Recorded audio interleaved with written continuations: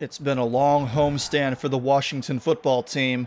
They'll be on the road again next week, but today they'll look to give their home fans more to cheer for as they host the Carolina Panthers. Hi everyone, I'm Cory Puffett. Washington survived a fourth quarter comeback bid by the winless Giants last week, and they hope to have an easier go today against the Panthers team that is missing three of its best players in Teddy Bridgewater, Keanu Neal, and the only player with 1,200 receiving yards in each of the last two seasons, DJ Moore. Terry McLaurin has been magnificent this season. He has 10 touchdown receptions in 6 games, just refusing to be kept out of the end zone. Washington recorded 5 team sacks, and Jonathan Allen had a defensive touchdown a week ago.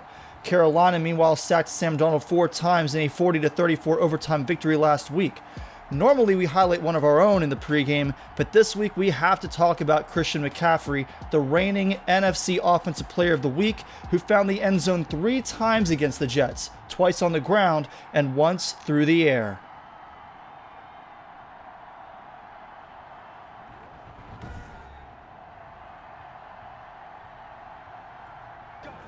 After a 1-week reprieve for the defense getting things started for Washington, they're back on as the Panthers offense is led out by XFL star Philip Walker. He threw for 309 yards with 3 touchdowns and 3 picks last week against the Jets. Carolina got things started with a jet sweep to their second-round pick out of Notre Dame, Chris Nobles, his first career reception in the NFL. On second down, Walker is running, and he is slippery. Finally tracked down by Montez Sweat and Matt Ioannidis, who split a sack last week. First down again, and McCaffrey has his first carry of the game. He's elusive but cuts back into a crowded middle of the field after a gain of 5. You see his season stats averaging over 5.5 yards per carry. A couple plays later, McCaffrey gets it again in a 3rd-and-1 spot, and he was stopped short, but slipped through the defense to pick up 2 yards and a first down. This first angle isn't real clear. You'll see much better on the reverse angle. He just keeps his legs moving and pushes out of traffic, bursts ahead before finally being taken down by Cameron Curl. 2 plays later, Walker in the shotgun, and he needs to escape. Manages to fight off Chase Young. Landon Collins flat out misses him, but he's not giving up on the play. Holcomb slowed him down, and we've seen Collins lay guys out this season, but finally a hit pops the ball free, and Matt Ioannidis is there to recover. So here comes Washington, led by their quarterback Taylor Heinicke, who had his first turnover-free game of the season a week ago against the Giants, lifting his touchdown-to-interception ratio above 1 for the first time all year. He's hoping to duplicate that performance this week. After a short gain on first down, Washington is running RPO, the give to Gibson, and he ducks through the line for 7 yards to bring up 3rd-and-1, where J.D. McKissick is lined up fullback. He has the first down, but a penalty flag comes out, and officials have Morgan Moses for holding. That sets up 3rd-and-9. Heinicke looking, rifles one over the middle, and that is an incredible catch by Kelvin Harmon. Working against the 2-time Super Bowl champion Malcolm Butler, you can't play much tighter defense than that. Heinicke put it in the only place he could, and Harmon somehow pulled it in. 3 plays later, 3rd-and-8 this time, and Heinicke, running out of time, just gets this one out to McLaurin on the intermediate crossing route. Another 3 plays later, it's 3rd-and-long again. Logan Thomas has some separation underneath, but that's a great job by Dante Jackson. He closes the gap and takes him down before Thomas can turn upfield. That will bring Dustin Hopkins on to knock it through the uprights from 42 yards out, giving Washington a 3-0 first quarter lead.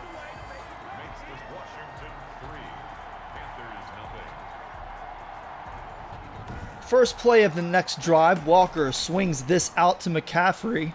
That is a nasty juke he put on Shaquem Griffin, and he picks up 12 yards. With a fresh set of downs, McCaffrey, with some nifty running here, cuts back left to an opening to pick up 5 yards. Then Walker looking, he has Curtis Samuel for 14 on the deep curl. After a pair of incompletions, looking for the rookie Nobles, it's 3rd-and-10, and Robbie Anderson freezes the linebackers with a stop-and-go route across the middle. Walker finds him for a 25-yard gain. The replay picks Anderson up as he restarts his route, gets a couple yards of separation from Danny Trevathan. 2 plays later, 2nd-and-6, and Fabian Moreau misplays this one. The ball zips by his head to Christian McCaffrey, who has room to turn upfield and pick up 11. Carolina got back to the line, but allowed the final seconds to run out on the first quarter, in position to take the lead if Washington's defense can't tighten up.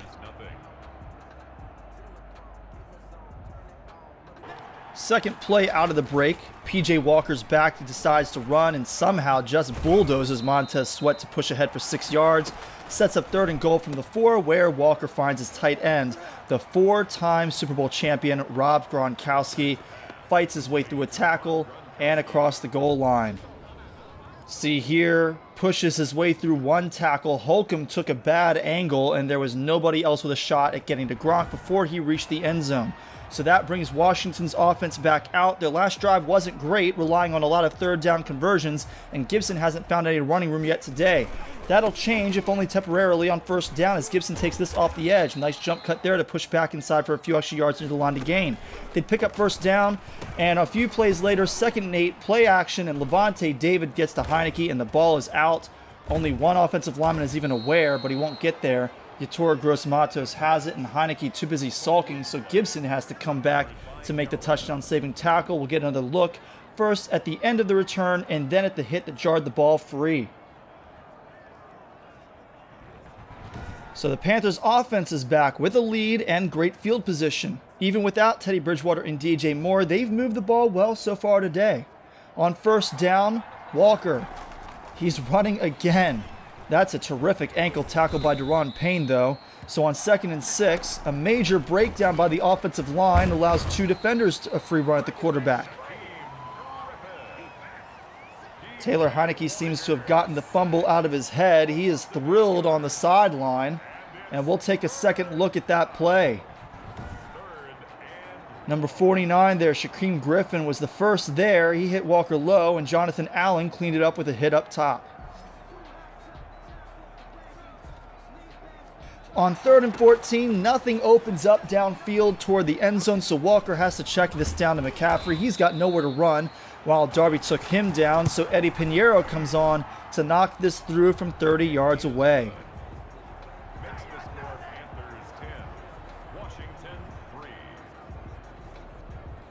Trailing by 7, Heineke and McLaurin have a chat as they lead the offense back out on the field.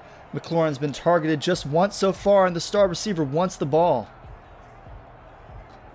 First play of the drive, Heineke back, and that's exactly where he's looking, but the former Colt Pierre Desir has it read perfectly, and he breaks hard on that one.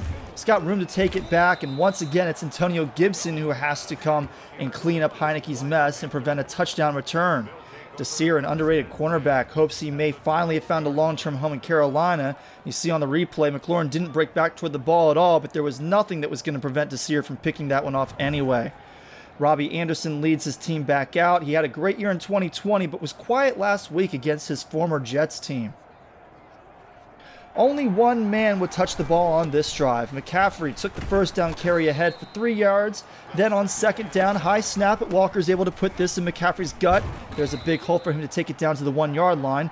Fuller and Curl combined to keep him out of the end zone, but that was only temporary. On the next play, you saw Cole Holcomb burst through the line, but McCaffrey showed exceptional balance, keeping his feet through the hit, and he walked to the goal line. A 3-0 lead for Washington has suddenly flipped to a 17-3 deficit as we take another look at McCaffrey's 4th touchdown of the past 2 weeks.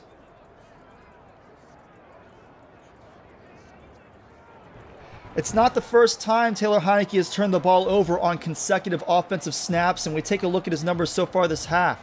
The completion percentage is good, but the yards per completion isn't. On 1st down, he's looking back to McLaurin on the bubble screen. Slips the tackle, but momentum carried him out of bounds. 2nd down is more like what he's looking for, though. That's a good cut inside by Logan Thomas, and Heineke hit him right in stride, carried his momentum through the tackle beyond the 45, and that is a good angle of what Heineke saw from behind him, waited for Thomas to clear the path of Levante David, and flicked it right out to him.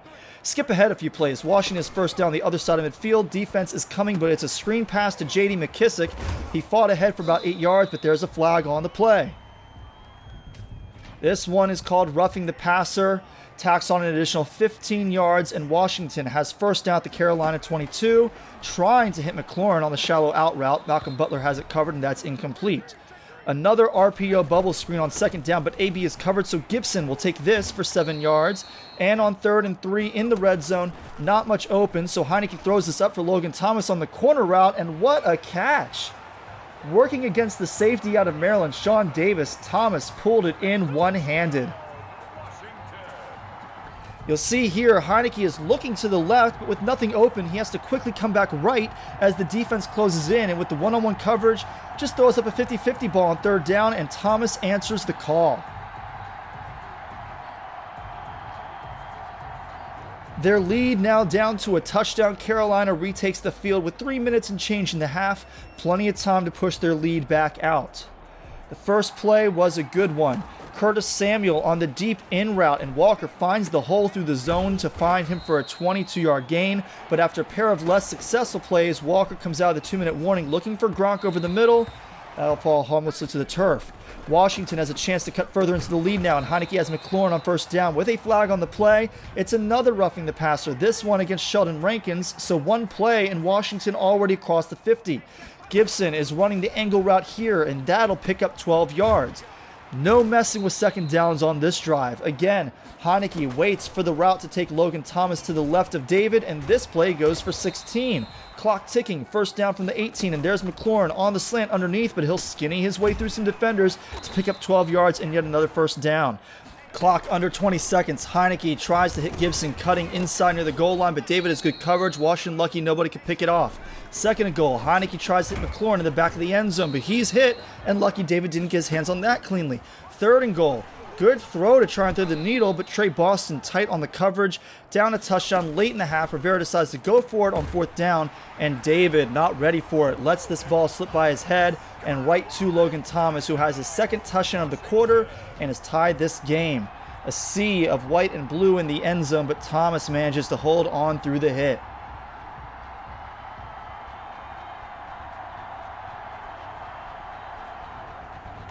A kneel down by P.J. Walker took us to the half. Carolina has blown a 17-3 lead, and we'll take a look at the halftime stats. Pretty good matchup here, and Washington has overcome the -1 turnover differential to enter halftime in a tie game, and they'll get the ball to start the second half.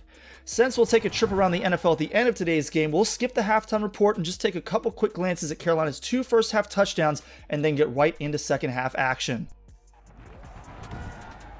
Good choice to show the 2 Panthers touchdowns during the break, because as Washington is set to take the field here, we'll get a short montage of Logan Thomas's 2 second-quarter touchdowns. First, that incredible one-handed grab, and then his catch in traffic we saw moments ago just before the end of the half. On 2nd and 10, Jerron Christian Sr. is in motion, and Gibson takes it to the outside, slips the tackle by Damian Wilson, picks up 9 yards. Peyton Barber converted the first down, but Gibson's run was the best play of the drive. A couple plays later, McKissick is on for the screen, but Sheldon Rankins has him covered for a 5-yard loss. And on 3rd and 14, see a good throw here by Heineke targeting McLaurin, but he can't secure it, and it falls incomplete thanks to the tight coverage by Desir.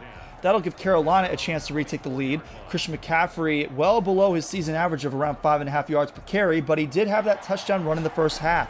We skip ahead to the third play of the drive. 3rd and inches. They give him McCaffrey the first down, but we'll take a second look because it looked like Trevathan could have had him down just short, but this second angle will show CMC clearly carry the ball across the line to gain before the hit.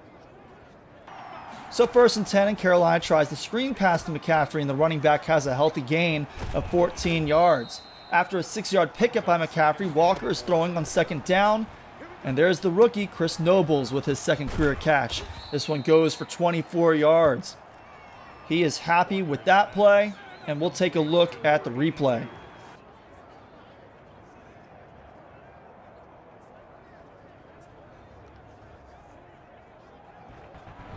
Washington forced to 3rd and 5. Walker back to pass. He's escaping the pocket, running right at Jalen Reeves-Maybin. Jukes out the 5th-year pro of Tennessee to carry it down inside the 5. On 1st and goal, Walker has a man in motion. Drops back, tries again to escape the pocket, but this time Danny Trevathan has him for a loss of 4. Walker got those 4 yards back here, though, on 2nd down. Some awkward-looking running. Love those Madden animations. And on 3rd and goal from the 3, double slants by his receivers. There's a quick pass by Walker to Robbie Anderson for 6. The slow clap by the wide receiver is sure to annoy the home crowd, but the Carolina sideline loves it. And we'll take one more quick look at the touchdown play.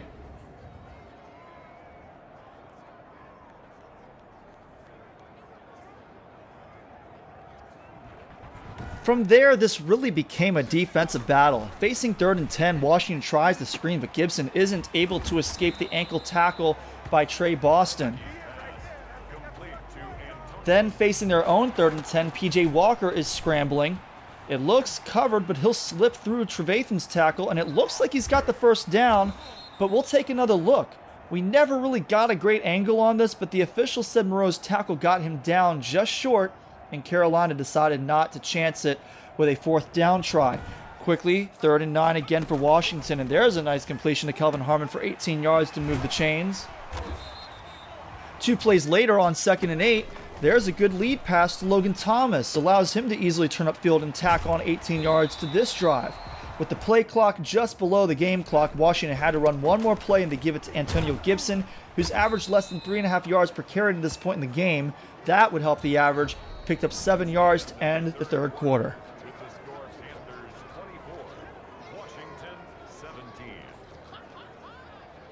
First play after flipping directions, strong throw to McLaurin down the seam to pick up 20 yards into the red zone. Bump and run coverage by the 2nd-year pro out of Southern Illinois, Jeremy Chin, and Heineke has it read perfectly. On 1st and 10, Heineke's looking to McLaurin again, but he rolled right into the defensive end, and this won't reach its destination. That brings up 2nd and 10, where the middle of the field is wide open because of the blitz, and McLaurin runs a nice route under Chin. Heineke hits him for McLaurin's 11th touchdown of the season. He'll do a quick curl with the ball and show off that pump. And we'll take a second look at Heineke's season-high 3rd touchdown pass of the game.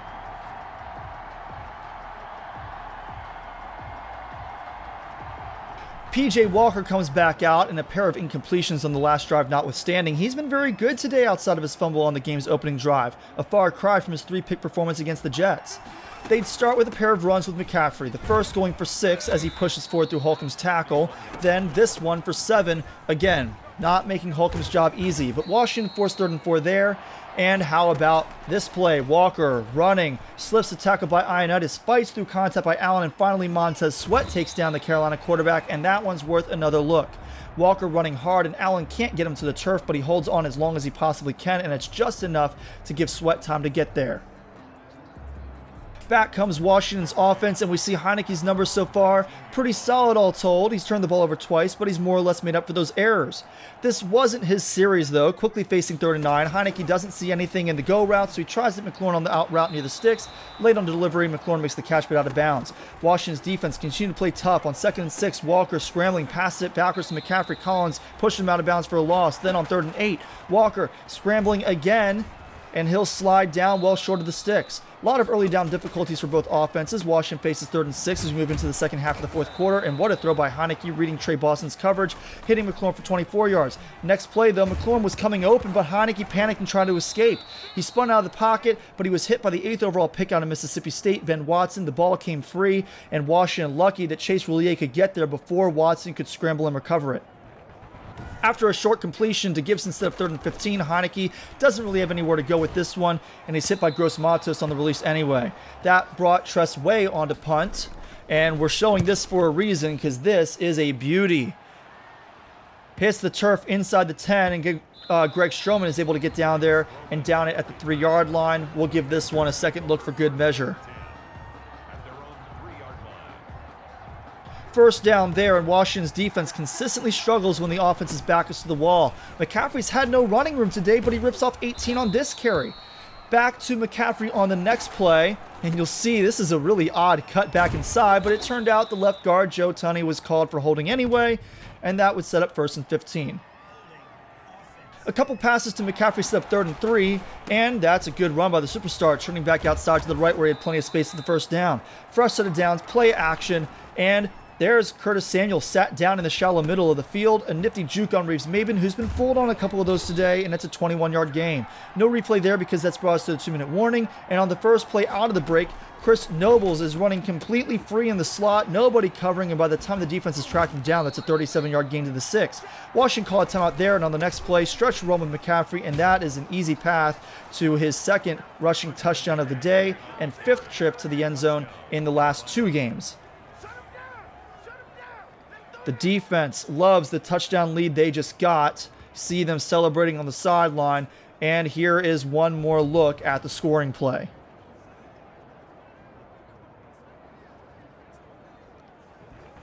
Needing a touchdown, Heineke throws this first pass out to McLaurin for an 8-yard gain. Washington quickly back to the line. Heineke checks this down to Gibson in the flat, and a nice juke step allows him to pick up the first down, but they're going to need some bigger plays than that. Heineke hurries his guys to the line again, and McLaurin seems to be coming open on the deep in route, but Heineke misses Trey Boston lurking underneath the route, and that's pretty much going to put the nail in the coffin for this one. Boston knows how important that pick was. We'll give it one more look on the replay. Washington used their timeouts and forced a fourth down where Pinheiro made it a 10-point game from 50 yards away. As always, we'll go ahead and show the replay of the kick. And on the last play from scrimmage, Antonio Gibson picked up 14 yards. This was actually his longest run of the day.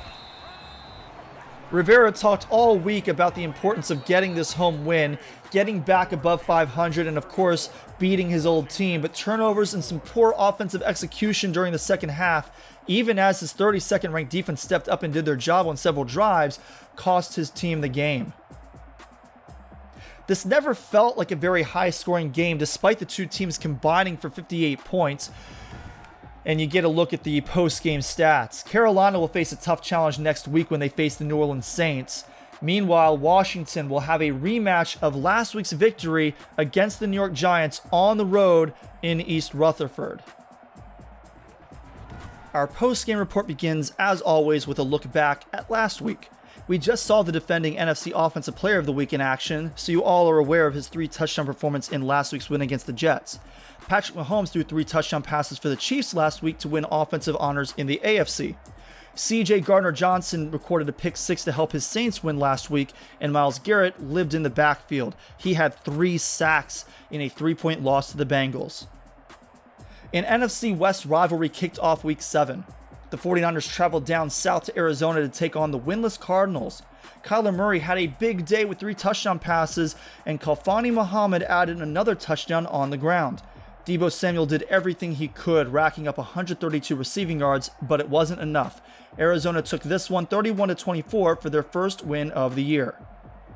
Deshaun Watson left Sunday's game between the Texans and Rams with an undisclosed injury, and Phillip Rivers closed things out.